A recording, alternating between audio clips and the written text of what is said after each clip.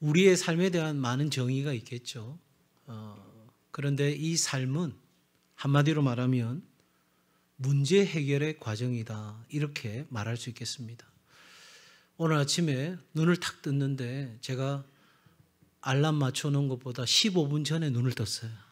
그 순간 억울하다.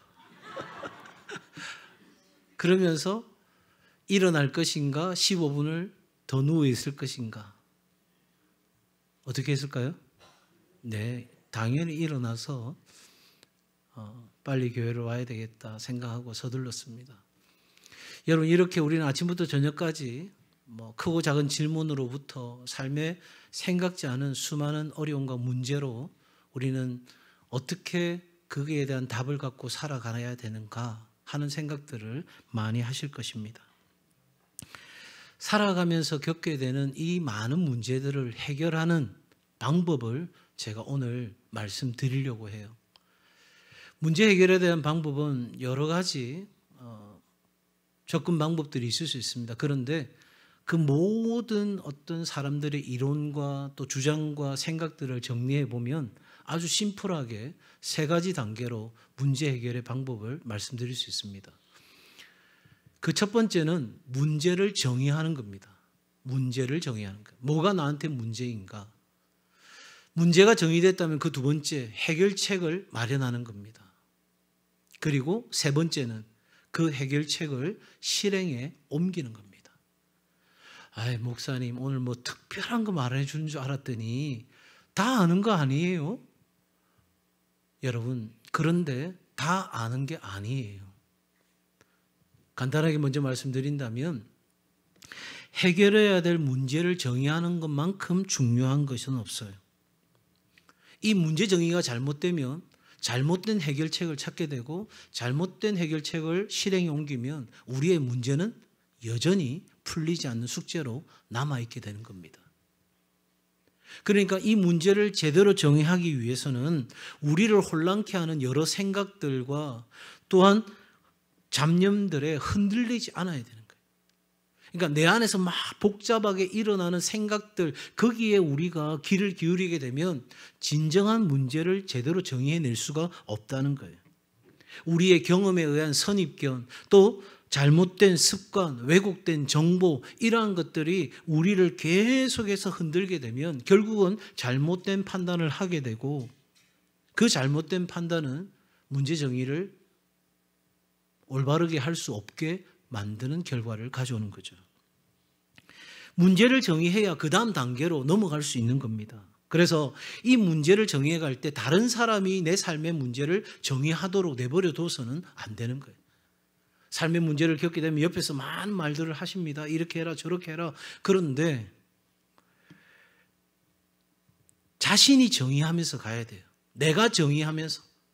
누가 그렇게 말하니까 그렇게, 누가 저렇게 말하니까 저렇게, 그게 아니고 적어도 내가 그 문제를 정의할 수 있어야 하는 거예요. 그렇게 문제를 정의할 수 있는 길은 나보다 나를 더 잘 아시는 내 안에 계신 성령님의 음성에 귀를 기울이는 것이 가장 좋은 방법이에요. 왜냐하면 성령께서는 내가 뭐라고 기도해야 될지 모르는 그 순간에도 말할 수 없는 탄식으로 나를 위하여 친히 기도하고 간구하시는 분이시기에 우리가 어떤 문제에 직면하거나 어떤 상황 앞에서 문제를 정의해야 되겠다 생각될 때에 다른 사람의 말, 또 내 경험, 내 소리, 그런 모든 것들을 다 잠재우고 내 내면의 깊은 곳에서 말씀하고 있는 그 본질적인 성령의 음성에 귀를 기울이는 작업이 우리 안에서 계속적으로 이루어져야 됩니다. 거기까지 우리의 자리가 나아가야 되는 거예요. 그냥 적당하게 듣는 둥 마는 둥 하다가 에라 모르겠다, 내가 생각한 대로 하고 말지 뭐. 그게 아니라 우리는 더욱더 깊이 있게 그 성령의 음성에 귀를 기울여야 하는 거예요. 자, 이렇게 우리가 문제 정의가 되었다면 그 다음 단계로 넘어가야 돼요. 그 다음 단계는 뭐냐면 올바르게 원인을 분석하는 거예요. 적어도 이 원인 분석을 깊이 사고하면서 하게 될 때 우리는 뭘 얻게 되냐면 통찰력을 얻게 되는 거예요. 여러분, 보통 우리가 어떤 정보력, 정보력, 인지력이기도 하죠. 그 많은 어떤 정보를 갖고 있어요. 그런데 이게 사고력과 합해지면 기본적으로 뭐가 오냐면 예측력을 할 수 있어요. 그래서 여러분 세상에서 지금 잘 나가는 사람들, 많은 사람들이 독서 광인 이유가 거기에 있어요. 책 10권 읽는 사람과 1000권 읽는 사람이 다를 거 아니겠어요? 인터넷에서 수많은 정보도 있는데 거기에서 나에게 가장 필요한 정보, 정확한 정보를 가질 수 있는 능력을 갖추고 거기에다가 사고력을 더하면 예측력이 생기는 거예요. 통찰력이 우리 가운데 있게 됩니다. 그리고 참 재미있는 결과는 대부분 성공하는 사람들은 바로 이 과정, 내 삶의 문제를 정의하고 그 문제에 대한 올바른 분석을 하는 과정 그 자체를 즐긴다는 거예요. 힘들어, 너무 괴로워, 어떻게 해야 될지 모르겠어, 짜증나, 너무 답답해, 이게 아니라 마치 올게 왔다는 생각을 가지고 그 문제를 풀어가기 위해서 즐기면서 새로운 해답을 찾아간다 하는 거죠. 여러분 이렇게 문제를 정의하고 올바른 분석을 통해서 해결 방안을 마련했다면 그 다음 우리에게 따라와야 될 건 바로 해결 방안을 실행에 옮기는 것입니다. 목사님 다 옮기고 싶죠. 그런데 너무 일이 복잡해요. 진짜 모르겠어요. 그런데 그 복잡한 일도 사실은 간단한 일의 조합인 거예요. 다른 말로 표현하면 여러분 우리 인생에 9분길 있잖아요. 9분길. 그래서 우리는 그 9분길을 힘들어해요. 하지만 그 9분길도 작게 잘라서 보면 다 직선 코스인 거죠. 그러니까 너무 어려워하지 말고 내 삶의 문제에 대한 정의가 바르게 세워졌고 그래서 분석을 하고 난 뒤에 해결책을 찾았다면 우리는 한 걸음 한 걸음 하나씩 하나씩 해가면 우리의 삶의 문제는 어느 순간에 풀리는 거예요. 다만 혼자서 할 수 없는 일을 혼자서 하겠다고 애쓰면 그것만큼 어리석은 게 없어요. 나 혼자서는 안 되는데 그거 내가 해보겠다고 막 용을 쓰는 거죠. 우리 아이들 키울 때 종종 그럴 때가 많죠. 내가 할 거야, 내가 할 거야. 하도 지가 한다니까 해보라고. 나중에는 울어. 왜? 해결이 안 되거든. 여러분 우리가 실행에 옮길 때도 마찬가지인 거예요. 이러한 단계를 오늘 본문에 적용해서 하나님의 말씀을 한번 정리하면서 우리가 은혜를 나누고자 합니다. 오늘 본문에는 해결해야 될 문제를 가진 두 사람이 나옵니다. 첫 번째는 하인, 종입니다. 여러분 이 병으로 죽어가는 하인과 그 하인의 병을 고쳐주기 원하는 주인이 나오는 거예요. 그림입니다. 예수와 백부장이라는 그림인데 파울로 베로네세라고 하는 분이 1571년에 그린 그림인데요.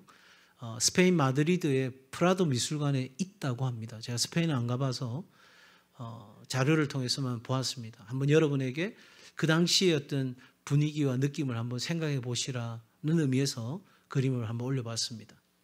자, 여러분 다시 오늘 말씀으로 들어가십시다. 문제를 가진 한 사람이 나옵니다. 그 사람 누구냐면 중풍병에 걸린 사람입니다. 오늘 보면 6절에 보니까 내 하인이 중풍병으로 집에 누워 몹시 괴로워하나이다. 이 사람의 문제는 뭡니까 지금? 병이 든 거예요. 그렇죠? 그리고 그 병으로 인한 고통이 큽니다. 그리고 그 병으로 인해서 활동할 수 없고 집에 누워있는 상태입니다. 한마디로 말하면 여러분 누가복음에 있는 말과 같이 연결해서 생각해 보면 죽어가고 있다 하는 겁니다. 그 죽어가는 과정 속에서 너무너무 고통스러운 시간을 지금 보내고 있다는 거죠. 그리고 또 하나 이 사람의 문제는 뭐냐면 신분의 문제입니다. 이 사람은 누구라고 이야기하고 있죠? 하인, 종이라고 말합니다. 신분이 낮은 사람인 거예요. 이건 뭘 의미하는 겁니까? 내 자력으로는 그 병을 해결할 수 있는 가능성이 있다 없다? 없다는 겁니다. 자, 여러분 그야말로 이 문제를 해결할 방도가 없어요. 속수무책입니다. 이 하인에게는 병으로 죽어가는 삶 그리고 그 고통 그래서 아무것도 할 수 없는 나의 지금 이 한계가 문제라고 이야기할 수 있겠죠.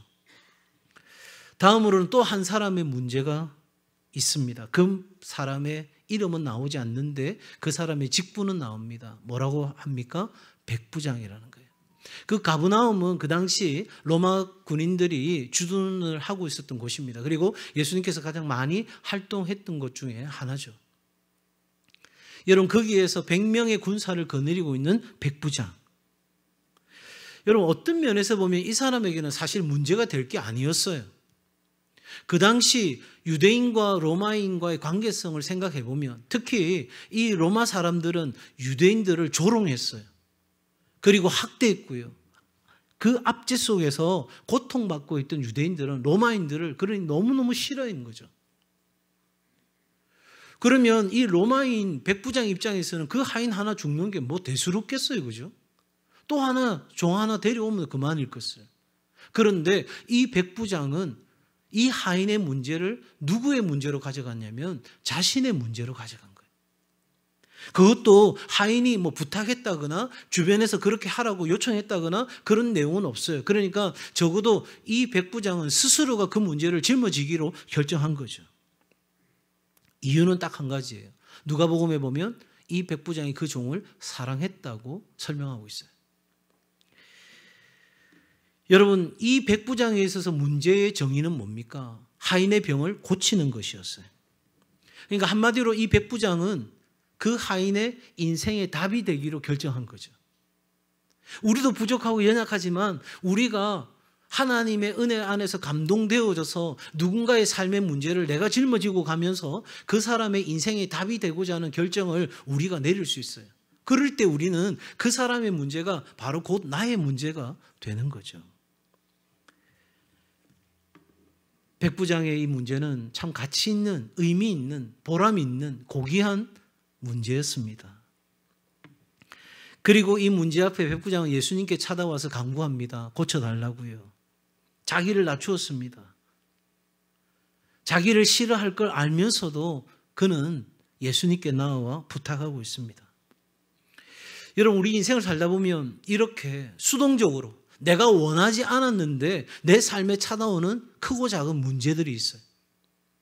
또 능동적으로 백부장처럼 내가 굳이 짊어지지 않아도 되는데 내가 그리스도인으로 살아가기 위해 내가 좀 더 의미 있고 가치 있는 삶을 살아가기 위해 누군가의 짐을 짊어지고 누군가의 인생의 답이 좀 되어보고자 하는 결단 속에서 내가 지지도 않아도 되는 문제를 지고 갈 때가 있습니다.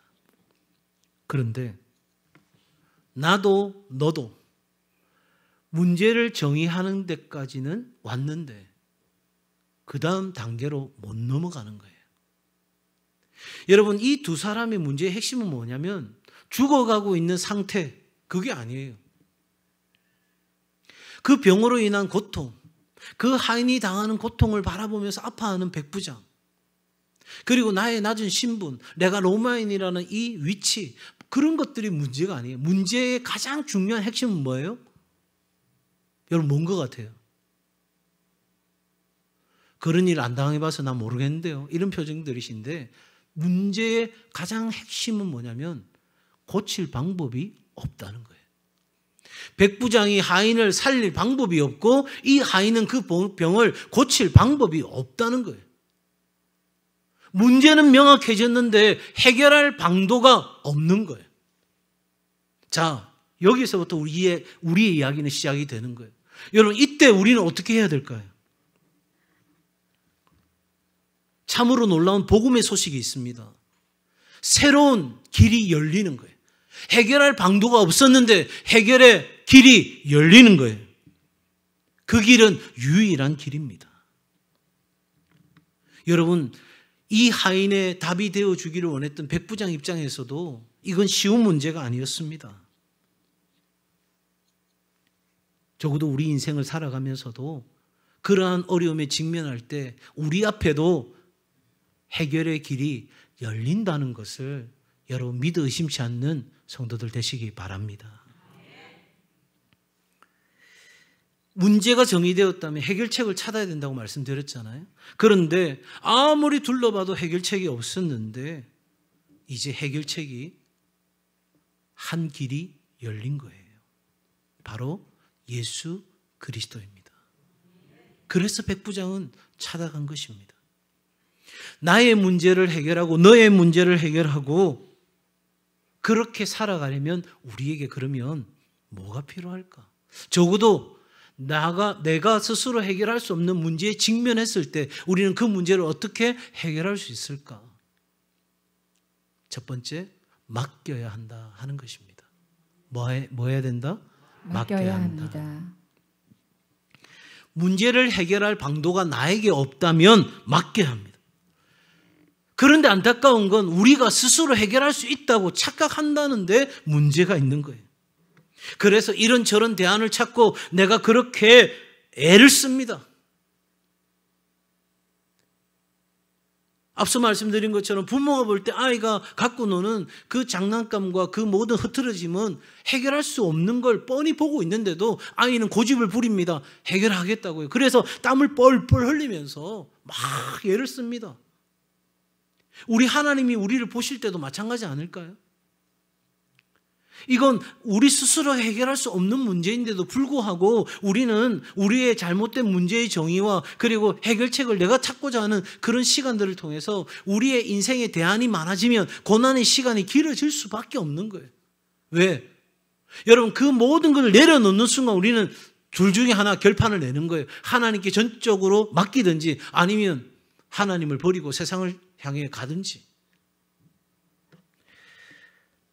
하인과 백부장 지금까지 노력했을 겁니다. 그렇죠? 그냥 가만히 있지는 않았을 겁니다. 그런데 예수님께서 가버나움에 오셨는데도 그날 똑같이 자신들이 생각했던 방법 또 다른 어떤 사람들 그렇게 찾고 다녔다면 누구를 못 만났을까요? 예수님 만날 수 없었던 거예요. 그렇게 되면 그날과 그 시간 그 자리에서는 역사가 일어나지 않는 것입니다. 나와 너의 문제를 해결할 수 있는 것은 적어도 오늘 본문에서 우리가 확인하게 되는 건 나의 능력이 아니라 하인도 백부장도 맡김에 있었다 하는 것입니다. 모리아 산으로 가는 아브라함, 얼마나 황당하고 힘겨운 발걸음이었을까요? 평소대로라면 종을 데리고 재물을 가지고 올라가서 산인데 아버지가 종을 뒤로 하고 재물도 가지지 않은 채 이삭의 손을 잡고 그 모리아 산을 올라갑니다. 이삭의 입장에서는 뭔가 이상하다는 걸 느끼는 거죠. 또 그 아버지 아브라함의 그 숙연한 정말 알 수 없는 그 눈빛은 아마도 이삭에게는 굉장한 부담이 되었을 거라고 우리가 충분히 상상할 수 있습니다. 여러분, 100세의 아들을 번제로 드려라. 있을 수도 없고 있었어도 안 되는 일이죠. 하나님, 이게 뭡니까? 왜 우리 가정이, 왜 내가 다니는 직장이 도대체 왜 이런 겁니까? 또 이삭은 어떨까요? 지금 영문도 모른 채 묶여 있습니다.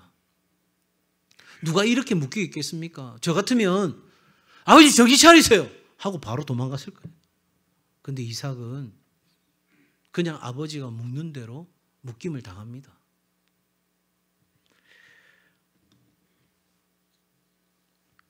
아브라함과 이삭에게 이 문제를 해결할 길이 있을까요? 하나님이 정하셨어요. 하나님이 인생의 구분기를 허락하세요. 그러면 능히 누가 펼 수 있겠느냐? 이게 전도서의 말씀이에요. 아브라함과 이삭이 뭘 할 수 있겠어요? 그 사람들이 할 수 있는 유일한 것은 하나님께 맡기는 거예요. 이삭은 자기를 누구에게 맡겨요? 아버지에게. 아버지 아브라함은 아들과 자신을 누구에게? 하나님께 맡기는 거예요. 이해됩니까? 아니요. 납득됩니까? 아니요. 공감됩니까? 아니요. 이해도 납득도 공감도 아무것도 안 됩니다.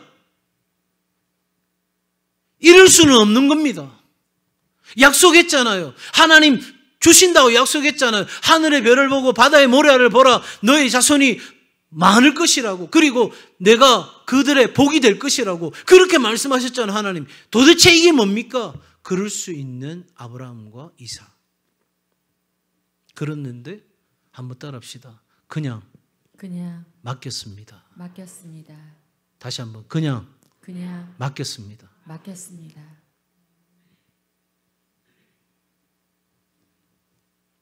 아브라함과 이삭이 그냥 맡겼어요.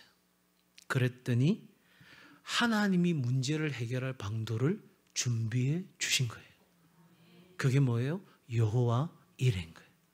하나님이 우리의 갈 길을 아시고 우리에게 필요한 것을 아시고 하나님께서 미리 준비하여 우리의 삶에 주시는 것, 이것이 여호와 이레의 은혜입니다. 또 한 사람 이야기해 볼까요? 모세입니다. 모세는 자기 방법으로 뭘 하려고 했습니다. 성급하게 애굽 사람 죽입니다. 그리고 난 뒤에는 스스로 작은 문제도 수습 못하는 상황에 이르게 되었습니다. 여러분, 이것이 우리의 모습입니다. 내가 해보겠다고 막 애를 쓰는데 결국은 일을 저지르고 난 뒤에 그게 수습이 안 돼가지고 이도 저도 아닌 상황에서 괴로워하고 있는 게 바로 우리 인생의 모습이죠. 성경이 우리에게 말해주는 건 뭡니까? 하나님께 맡기지 않으면 우리는 무능할 수밖에 없다는 거예요. 우리가 스스로 판단하고 그래서 뭘 심하게 하나님께 원하면, 때를 쓰면 하나님 주십시오 하면 우리에게 하나님은 허락하시는 분이세요. 우리의 생각대로 허용하시는 분이세요. 그런데 그때 여러분 이 말씀을 명심하셔야 돼요. 그러므로 여호와께서는 그들이 요구한 것을, 우리가 요구한 것을 우리에게 주십니다.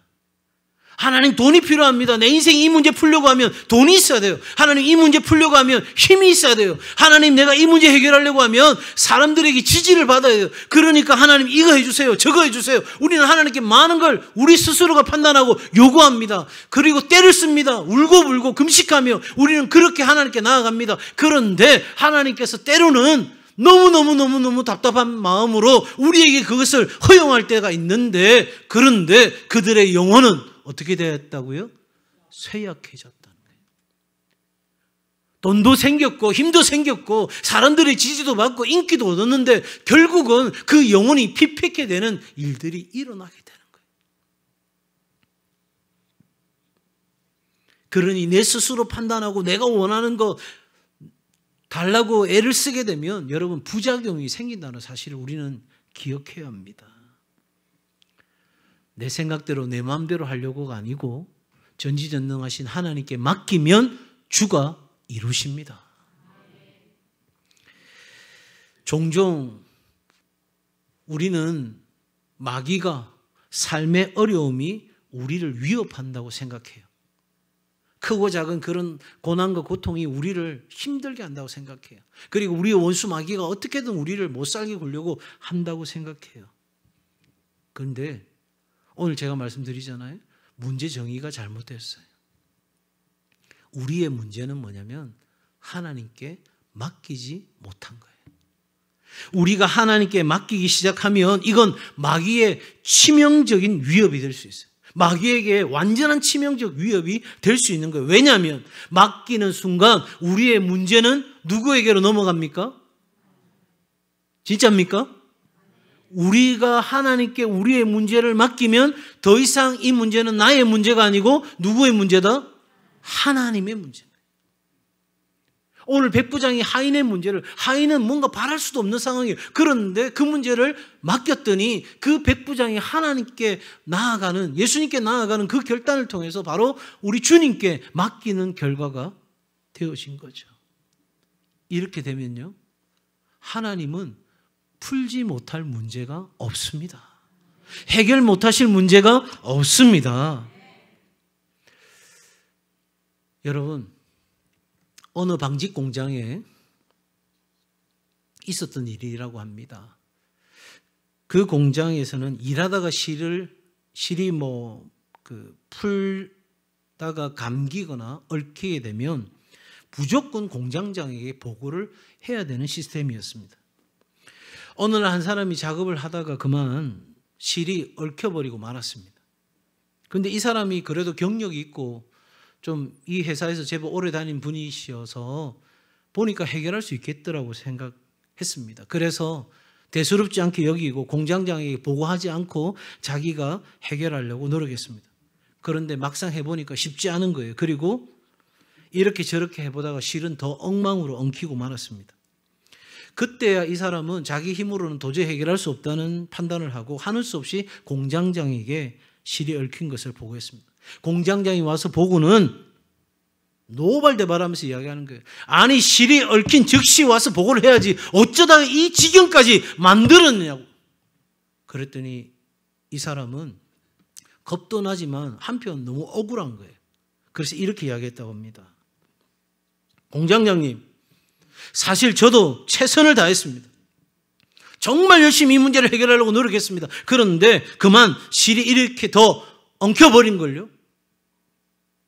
퉁명스럽게 이야기했습니다. 그랬더니 공장장은 그 소리를 듣다가 더 크게 화를 내면서 이런 상황 속에서 당신이 할 수 있는 최선의 일은 바로 공장장인 내게 보고하는 것입니다. 두 번 다시는 이런 일이 없게 해 주십시오. 여러분, 우리가 하나님 앞에서 이렇게 살아갈 때가 너무 많죠. 내가 해보겠다고. 그리고 나 최선 다했다고. 왜 알아주지 않느냐고. 그런데 우리의 최선은 하나님께 맡기는 것입니다. 이 말씀을 기억하십시오. 너의 행사를 여호와께 맡기라. 그리하면 너의 경영하는 것이, 너의 삶이나 너의 가정이나 너의 일터나 경영하는 것이 다 이루리라. 여러분, 문제를 바로 정의하십시오. 내 삶의 문제는 하나님께 맡기지 못한 것이다. 자, 여러분, 이렇게 문제를 맡겼다면 그 다음 한계를 넘어서야 한다 하는 것입니다. 여러분, 백부장이 지금 예수님께, 유대인인 예수님께 나아가는 일은 백부장에게서는 참 쉬운 일이 아니죠. 그의 앞에는 수많은 장애물들이 있습니다. 예수님이 로마 군인인 자기를 어떻게 생각할지, 사람들이 그 주변에서 뭐라고 말할지, 그뿐만 아닙니다. 다른 곳에서 예수님이 그 병자들을 고쳤지만 내 사랑하는 하인의 병을 고칠 수 있을지 여러분 의심도 있습니다. 어디 그뿐입니까? 언어, 거리, 시간, 인종, 수많은 장벽들이 그의 앞에 놓여 있는 겁니다. 우리도 마찬가지입니다. 아하, 내가 해결할 수 없는 그 일, 나와 너의 문제를 하나님께 맡겨야 된다? 이제 알게 되었어요. 그래서 그 문제를 맡기고 싶은데 우리 안에 뭐가 있어요? 불신이 있는 거예요. 설마 하나님이 그렇게 해결하시겠나? 그렇게 쉽게 해결될 문제인가? 여러분, 우리 안에 지나온 날에 대한 경험들이 있어요. 그래서 우리는 그 불신을 더 키워갑니다. 그리고 사람들의 말들이 있습니다. 문제 그렇게 쉽게 해결되는 게 아니라고 이야기하는 사람들의 말이 있죠. 우리는 이 한계와 장애물을 넘어서야 하나님께 맡길 수 있어요. 그러면 이 백부장이 어떻게 그 한계와 장애물을 넘어서서 우리 주님께 자신의 문제를, 그리고 너의 문제를 맡길 수 있었을까? 여러분, 바로 이 이유 때문입니다. 말씀에 대한 뭐가 있어요? 신뢰가 있어야 한다 하는 것입니다. 여러분, 생각해 보세요. 병든 사람이 있어요. 그 사람이 가장 듣고 싶은 말은 뭐예요? 내가 가서 직접 고쳐줄게. 내가 너 만나서 해결해 줄게. 그 말 듣고 싶은 거잖아요. 여러분, 구약시대 시리아의 장군, 바로 나하만 장군의 이야기를 알고 계시죠? 문둥병에 걸렸습니다. 멀리서 왔습니다. 그런데 자신을 쳐다보지도 않고 요단강 물에 몸을 7번 담그라는 엘리사의 말에 적어도 내 위치 정도 되면 기도해주고 좀 안수해주고 그렇게 해야 되는 거 아닐까? 상식선에서. 그래서 화를 내며 그냥 가려고 했다는 것을 우리는 알고 있죠. 여러분, 그런데 백부장은 지금 이해할 수 없는 반응을 보입니다. 예수님께 이렇게 이야기합니다. 제가 주께 나아갈 자격도 없는 줄로 생각합니다. 오직 말씀만 하옵소서. 한번 같이 할까요? 오직 말씀만 하옵소서. 그러면 내 하인이 낫겠다고 지금 백부장이 고백합니다. 여러분, 이 고백을 통해서 우리가 깨닫게 되는 한 가지는 뭐냐면, 여러분, 백부장은 예수님의 명성이나 행동이나 기도가 아니라 예수님이 오시지 않아도, 예수님을 직접 보지 못해도, 예수님이 내 종을 고치는 모습을 보지 않아도 예수님 말씀 한마디면 내 종이 나을 수 있다는, 내 인생의 문제가 해결될 수 있다고 하는 하나님과 하나님의 말씀에 대한 절대적인 신뢰가 그로 하여금 한계를 뛰어넘고 하나님께 맡길 수 있는 믿음의 결단을 하게 한 거예요. 여러분, 하나님과 하나님의 말씀을 믿으십니까? 정말 믿으십니까? 저는 여러분의 아멘에 다시 반론을 제기하고 싶어요. 말씀은 아멘이라고, 하나님 말씀 믿는다고 하지만 실상은 보아야 믿겠다고 말하고 있지 않습니까? 내 문제 해결해 주셔야 내가 믿을 수 있다고 그렇게 여러분 항변하고 있지는 않으십니까? 하나님 말씀 한마디면 됩니다. 오늘 이 아침에 선포되는 그 말씀 중에 한마디만, 내 마음에 꽂히는 그 한마디만 내가 붙들면 나는 살 수 있습니다. 내 문제 해결할 수 있습니다. 그만한 믿음이 여러분에게 있습니까? 그래서 예수님이 놀란 거예요. 말씀을 아는 더 많은 사람들이 있습니다. 말씀을 믿겠다고 고백하는 사람들도 있습니다. 예수님을 따라서 생명을 걸겠다는 사람도 있습니다. 그런데 진짜 하나님 말씀 그 한마디에 여러분 믿음의 고백을 하는 거예요. 여러분, 믿는다는 말은 굉장히 어려운 말이에요. 쉬운 말이 아니에요. 그래, 내 믿지, 이렇게 날리는 말이 아니에요. 진짜 믿는 건 인생을 거는 거예요. 야, 내가 너 믿었는데 어떻게 나한테 이럴 수 있어? 그 믿음 하나 때문에 인생이 완전히 박살이 날 수 있는 거잖아요. 그러니 믿는다는 건 적어도 우리 인생을 거는 거예요. 여러분, 그 하나님 말씀 한 말씀에 여러분의 인생을 한번 걸어보시겠습니까? 여러 말도 아니에요. 그냥 오직 말씀 그 한마디면 됩니다. 여러분, 그래서 예수님은 이스라엘에서 이만한 믿음을 본 적이 없다고, 이스라엘 중에 이만한 믿음이 없다고 칭찬하신 거죠. 여러분, 하나님의 말씀에 인생을 거는 삶이 되기를 바랍니다. 그래야 하나님이 일하십니다. 예수님의 말 한마디에 바다에 부는 거친 파도가 잠잠해졌고 죽은 나사로가 그 말씀 한마디에 살아났습니다. 그걸 믿으시면 여러분, 하나님의 말씀을 사모하고 내게 주시는 그 한 말씀을 붙잡고 그 말씀으로 내가 적셔지고 그 말씀에 압도되어져서 그 말씀의 약속을 부둥켜 안고 살아내는 삶이 되시기를 주의 이름으로 축복합니다. 끝으로 여러분, 실천입니다. 바로 적극적인 순종이 있어야 한다 하는 것입니다. 여러분, 이 백부장의 적극성이 나와 너의 문제를 해결하는 길이었습니다. 예수님께서 가서 고쳐주신다 할 때에 백부장은 가실 필요가 없다고 말했다고 말씀드렸어요. 여러분, 무슨 말입니까? 마치 주인이 하인을 부리듯이 그냥 말씀 한마디면 됩니다. 말씀만 하옵소서, 그리하면 하인이 낫겠습니다. 여러분, 이 절대 신뢰가 절대 순종으로 이어졌고, 여러분, 이 절대 순종이 바로 적극성, 열정으로 이어진 것입니다. 성공하는 사람들의 공통된 특징 중에 하나가 열정이죠. 열정 없이 되는 일은 없다고 합니다. 신앙도 마찬가지입니다. 이 인생의 문제를 해결하는 길도 마찬가지입니다. 하나님과 하나님의 말씀에 대한 적극성, 하나님과 하나님의 말씀에 대한 열정, 하나님과 하나님의 말씀에 대한 우리의 간절함이 여러분 역사를 가져오는 거예요. 바디메오 맹인이었습니다. 볼 수 없는 상태입니다. 그런데 그가 말씀을 듣고 겉옷을 던지고, 여러분 일교차가 심한 그곳에서 겉옷을 던진다는 건 생명을 걸었다는 거예요. 그리고 소리칩니다. 다윗의 자손이여 나를 불쌍히 여겨달라고, 내가 보기를 원한다고. 예수님이 어디 계신지 모르니까 사람들이 다 비웃고 조롱한다 할지라도 상관없어요. 그 주님이 나를 보시면 됩니다. 그 한마디면 됩니다. 그러니 소리친 거예요. 어디 바디메오 뿐입니까? 삭개오는 어떻습니까? 예수님 보고 싶었습니다. 그래서 돌감람나무 위에 올라갔는데 예수님께서 보시고 내려오라 하니 뛰어 내려옵니다. 그리고 집으로 초대해서 예수님과 함께 식탁의 교제안에 자리합니다. 그때 삭개오가 예수님께서 시키지도 않았는데 고백합니다. 뭐라고요? 내가 재산의 반을 가난한 사람들에게 나누어주고 누구를 속여 빼앗은 것이 있다면 4배로 갚겠습니다.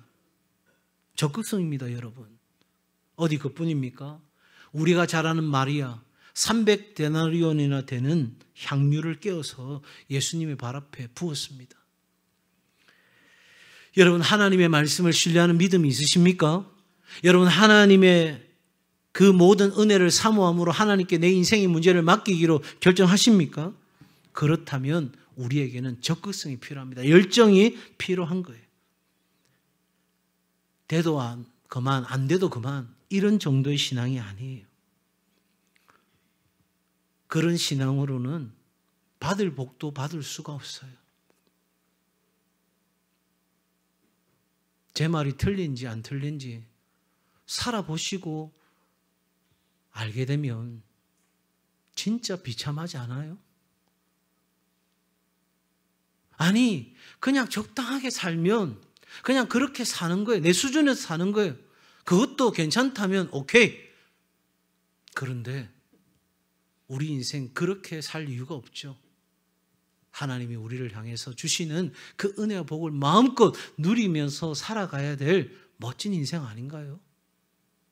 그렇다면 여러분, 적어도 우리는 우리 주님으로부터 악하고 게으른 종이라 그렇게 판단받아서는 안 될 것입니다. 선하고 충성된 종이라 그렇게 하나님께 인정받는 삶이 될 수 있기를 바랍니다. 말씀 정리합니다. 나와 너의 문제가 우리 앞에 있습니다. 그걸 해결하는 길도 우리 앞에 있습니다. 하나님에 대한 절대 신뢰를 가지고 맡기는 거예요. 그러기 위해 우리는 우리의 믿음 없음과 연약함을 뛰어넘어야 되는데 그건 하나님의 말씀에 대한 절대 신뢰가 되어져야 되고 우리는 거기에 절대 순종하기로 마음에 결단하고 나아가야 되는 거예요. 거기에 우리의 열정이 덧붙여질 때 나와 너의 문제를 해결하고 우리는 오늘 이 세상에서 넉넉히 이기는 승리자의 삶을 살게 될 줄로 믿습니다. 그러니 우리 성도들 진짜 멋진 인생 사시면 좋겠어요. 문제 앞에 주눅들거나 무너지는 삶이 아니라 문제여 오라! 나에게는 하나님이 계시다. 그 고백 가지고 승리하는 우리 동생 가족들 다 되시기를 주의 이름으로 축복합니다.